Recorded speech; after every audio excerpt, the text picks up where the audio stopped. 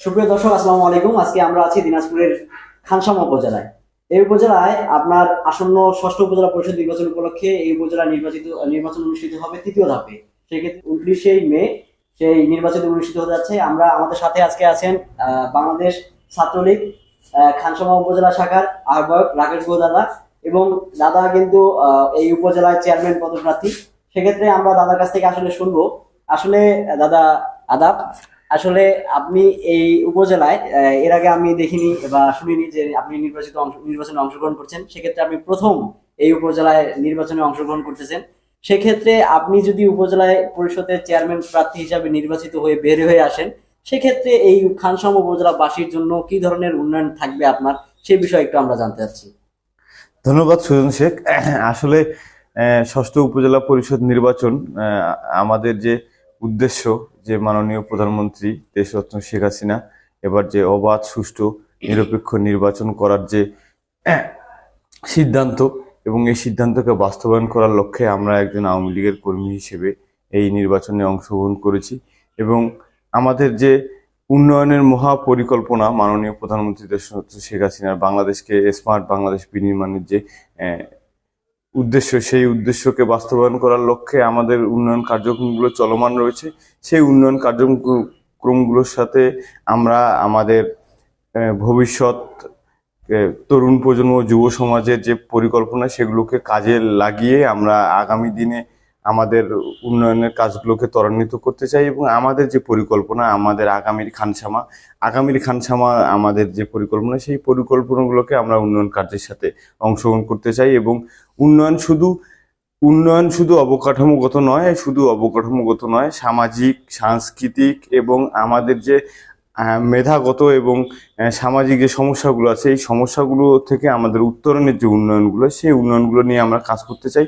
এবং আমরা চাই যে আমাদের খানসামার যে মাননীয় অর্থমন্ত্রী মহোদয় আছেন, এই অর্থমন্ত্রী মহোদয়ের যে সুফল ও সুবিধা আছে, আমরা এই সুফল ও সুবিধাগুলো খানসামার প্রত্যেকটি মানুষ, কোনো দল, মত, জাতি, ধর্ম, বর্ণ নির্বিশেষে প্রত্যেকটি মানুষের কাছে দ্বার প্রান্তে তার উন্নয়নগুলো পৌঁছে দিতে চাই। এর জন্যই আমার মূলত এই নির্বাচনে অংশগ্রহণ করা। ধন্যবাদ। আমি আরো দ্বিতীয় যে প্রশ্নটা করতে চাচ্ছি সেটি হচ্ছে, সেক্ষেত্রে আপনি একজন একটি হচ্ছেন এক পরিবারের লোক। সেই ক্ষেত্রে যে আরো যে বিএনপি আছে, জামাত আছে, আর অন্যান্য যে সংগঠনগুলো আছে, সেই সংগঠনগুলোকে জন্য আপনার পক্ষ থেকে কি ধরনের ভূমিকা থাকবে আপনি নির্বাচিত হলে? আর বা আসলে আমরা রাজনৈতিক দলগুলো সকলেই রাজনীতি করি জনসাধারণকে নিয়ে এবং জনসাধারণের উন্নয়নের জন্য।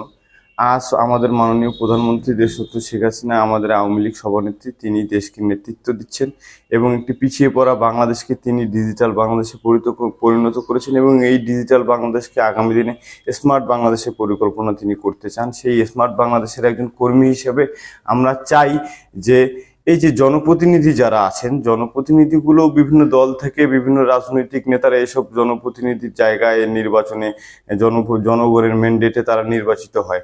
আসলে নির্বাচিত হওয়ার পরে আমাদের যেটা উচিত, যে একটি প্ল্যাটফর্ম তৈরি করা, যে প্ল্যাটফর্মটিতে আমরা দল, মত, জাতি, ধর্ম নির্বিশেষে সকলকে নিয়ে যাতে একসাথে কাজ করতে পারি। এই জায়গাটা থেকে যে অন্যান্য রাজনৈতিক সংগঠনগুলো আছে, তারা বিভিন্নভাবে রাজনীতি থেকে এবং নির্বাচন থেকে নিজেদেরকে সরিয়ে নিয়ে যাচ্ছে। তো সেই জায়গা থেকে আমরা চেষ্টা করব তাদেরকে একত্রিত করে সকলের মেধা, মনন ও সহযোগিতা নিয়ে আমরা খানসামাকে যেন এগিয়ে নিয়ে যেতে পারি। এবং এই যে রাজনৈতিক সংগঠনগুলো আছে, তাদের বিভিন্ন সমস্যা আমরা চেষ্টা করব তারা যেন, তাদের মানুষগুলোকেও আমরা হেল্প করতে পারি।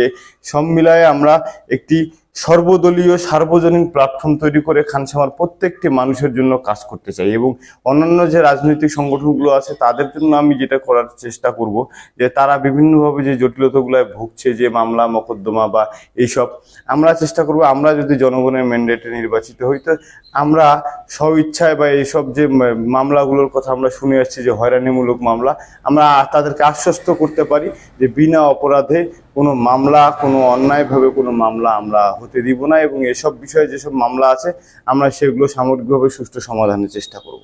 হ্যাঁ, তৃতীয়তে যে প্রশ্নটি করতে যাচ্ছি, সেক্ষেত্রে দলীয় প্রতীক না থাকার কারণে সেক্ষেত্রে সবাই কিন্তু স্বতন্ত্র প্রার্থী হিসেবে দাঁড়িয়েছে। এবং আরো একটি বিষয় হচ্ছে, স্বতন্ত্র প্রার্থী দাঁড়ালেও কিন্তু আপনারা কিন্তু সবাই একই পরিবারের লোক। আমরা দেখছি যে এই উপজেলায় 4 জন প্রার্থী দাঁড়িয়েছেন, কিন্তু সবাই কিন্তু একই পরিবারের লোক। কিন্তু আমাদের কাছে মনে হচ্ছে আপনাদের মাঝে কিছু না কিছু একটা দ্বন্দ্ব আছে, যে কারণে আপনাদের ভিতরে একটি বিবাদ চলতেছে, যে কারণে আপনারা একত্রিত হতে পারতেছেন না। না থাকলে হয়তো বা 4 জন প্রার্থী দাঁড়াতো না। সেক্ষেত্রে আপনার কি বক্তব্য আছে বা এই বিষয়ে? না, সেই জায়গা থেকে বলতে গেলে আসলে দ্বন্দ্ব বলা যাবে না। আসলে মাননীয় প্রধানমন্ত্রীর যে অবাধ, সুষ্ঠু, নিরপেক্ষ নির্বাচন এবং অংশগ্রহণমূলক নির্বাচন, এবং আমরা আমাদের যুব সমাজ এবং তরুণ সমাজ অনেককেই দেখেছি যে এই নির্বাচন নিয়ে, নির্বাচনে ভোট দিতে না যাওয়া, এসব নিয়ে অনেক অপপ্রচার চালানো হয়েছে। এবং অন্যান্য অনেক বিরোধী দলীয় অনেক রাজনৈতিক সংগঠন আছে যারা রাজনৈতিকভাবে পরাস্ত, এবং তারা নির্বাচন থেকে নিজেদেরকে সরিয়ে নিয়ে এই দেশের নির্বাচনকে একটি বিতর্ক অবস্থানে নিয়ে যেতে চায়। তো সেই জায়গা থেকে আওয়ামী লীগ একটি পরিষ্কার, পরিচ্ছন্ন এবং নিরপেক্ষ একটি নির্বাচন করতে চায়, এবং মাননীয় প্রধানমন্ত্রীর নির্দেশনা যে একটি অবাধ, সুষ্ঠু, অংশগ্রহণমূলক নির্বাচন। তো আমরা একজন আওয়ামী লীগের কর্মী হিসেবে এবং এই দেশের নাগরিক হিসেবে এবং একজন প্রার্থী হিসেবে অবশ্যই চাবো যে অবাধ, সুষ্ঠু, নিরপেক্ষ নির্বাচন হোক। সেক্ষেত্রে যে বড় বড় রাজনৈতিক সংগঠনগুলো, বিরোধী দলীয় রাজনৈতিক সংগঠনগুলো, অনেক রাজনৈতিক সংগঠনই এই নির্বাচন থেকে নিজেদেরকে সরিয়ে নিয়েছে। তো সেই জায়গা থেকে যারা আগামী দিনে নেতৃত্ব দিবে, আওয়ামী লীগ একটি সরকার দলীয় সংগঠন, সেখানে আওয়ামী লীগের বিভিন্ন প্রার্থী, যেহেতু আওয়ামী লীগের দলীয় প্রতীক ছাড়া নির্বাচন হবে, এবং এখানে আগামী দিনে যারা নির্বাচন করবে বা আগামী দিনে যারা নেতৃত্ব দিবে, এখানে তরুণ সমাজ, যুব সমাজ, আওয়ামী লীগ এবং দীর্ঘদিন যারা এই রাজনীতির সাথে জড়িত ছিল, তারা সকলে মিলে যাতে এই নির্বাচনটা অংশগ্রহণমূলক হয়, মাননীয় প্রধানমন্ত্রীর যে নির্দেশনা, সেই নির্দেশনাকে বাস্তবায়ন করার লক্ষ্যে আমরা একজন আওয়ামী লীগের কর্মী হিসেবে এই নির্বাচনে অংশগ্রহণ করেছি, যাতে আমরা বোঝাতে পারি যে এই আপনার ভোট, এই ভোটের একটি গুরুত্ব আছে, এবং এই ভোটটি আমার ভোট, আমি দিব, এবং এই ভোটটি নিয়ে কোনো কারচুপি হবে না, একটি সুষ্ঠু নির্বাচন হবে। আমরা ভোট দিতে যাব, সকলে মিলে নিজের ভোটটা নিজে দিব, এবং এই যে খানসামা বা এই বাংলাদেশের আমাদের ভোট প্রয়োগের মাধ্যমে আমরা আগামী দিনে নেতৃত্ব নির্বাচন করব। এই নেতৃত্ব নির্বাচন যেন সঠিক হয়, সময়ের প্রয়োজনে, এবং একটি একটি আসন বা একটি এলাকার বা একটি উপজেলার যে পরিবেশ, সেই পরিবেশের উপর নেতৃত্ব ডিপেন্ড করে। অনেক সময় সেখানে তরুণদেরও প্রয়োজন হতে পারে, অনেক সময় সেখানে আওয়ামী লীগের প্রয়োজন হতে পারে, বা অন্যান্য রাজনৈতিক সংগঠনের প্রয়োজন হতে পারে। তো সেই জায়গা থেকে আমাদের যে আসলে এটাকে প্রতিযোগিতা বলা যেতে পারে, এটা প্রতিহিংসা নয়। প্রতিহিংসা নয়, আমরা চাই যে একটা প্রতিযোগিতামূলক নির্বাচন এখানে হবে, এবং এই নির্বাচনে আমরা যারা অংশগ্রহণ করেছি আমাদের অন্তর্দলীয় কোন্দল নয়। আসলে প্রতিযোগিতার জায়গাটা যখন থাকে, তখন একজন থেকে আরেকজনের যে প্রতিযোগিতা তুলনার জায়গাটা থাকে, তো সেই জায়গা থেকে কেউ হয়তো কোনো দিক থেকে অনেক এগিয়ে, কেউ কোনো দিক থেকে পিছিয়ে, তো এই জায়গাগুলো নির্বাচনের সময় চলে আসে। তো এখানেও এটাকে আমি দ্বন্দ্ব বলি না।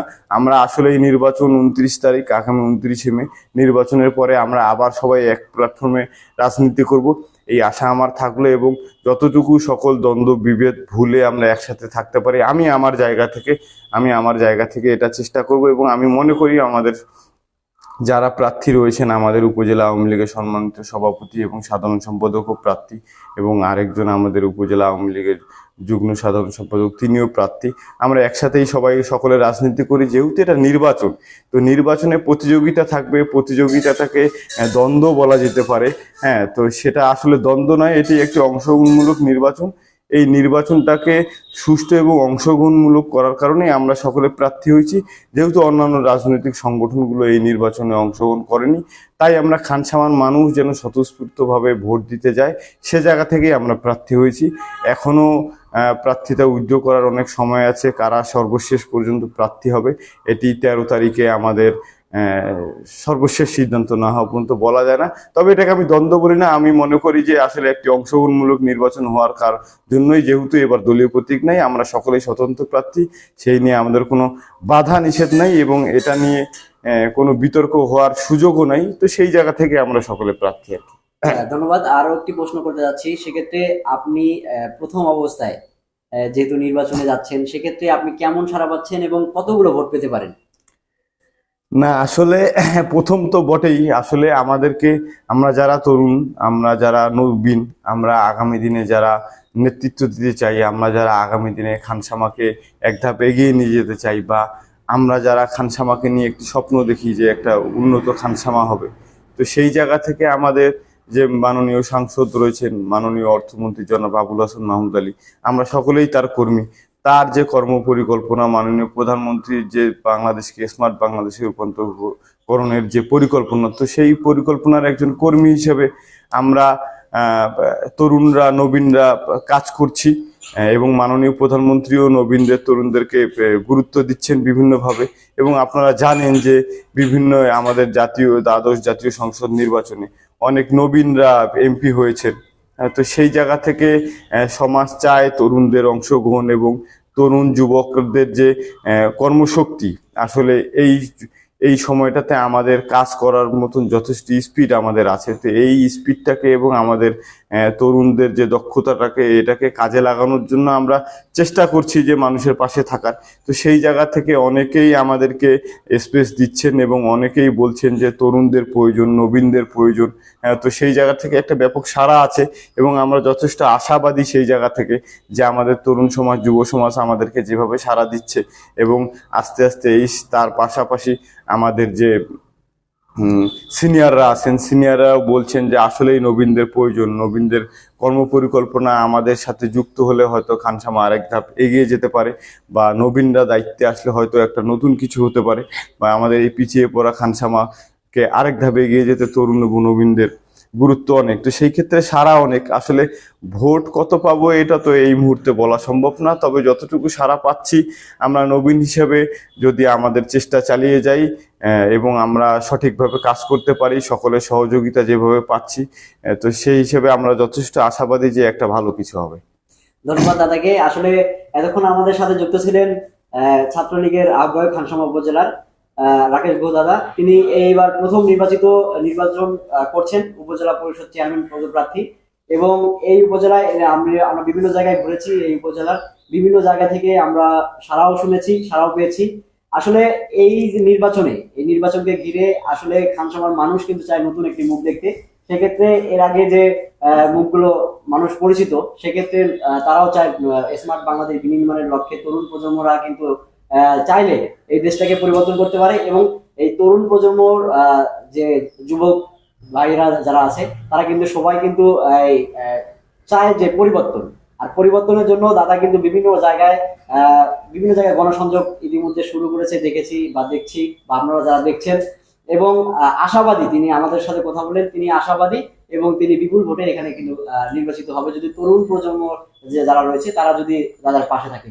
এবং পরিসরে আমার দর্শকদের উদ্দেশ্যে আপনার কি বলার আছে সর্বশেষ? আসলে আমি একটি রাজনৈতিক পরিবারের সন্তান, আমি আওয়ামী লীগ পরিবারের সন্তান। আমার দাদু শহীদ বুদ্ধিজীবী অমিয় কুমার গুহ মুক্তিযুদ্ধ চলাকালীন সময়ে বাংলাদেশ আওয়ামী লীগ খানসামা উপজেলা শাখার সাধারণ সম্পাদক ছিলেন।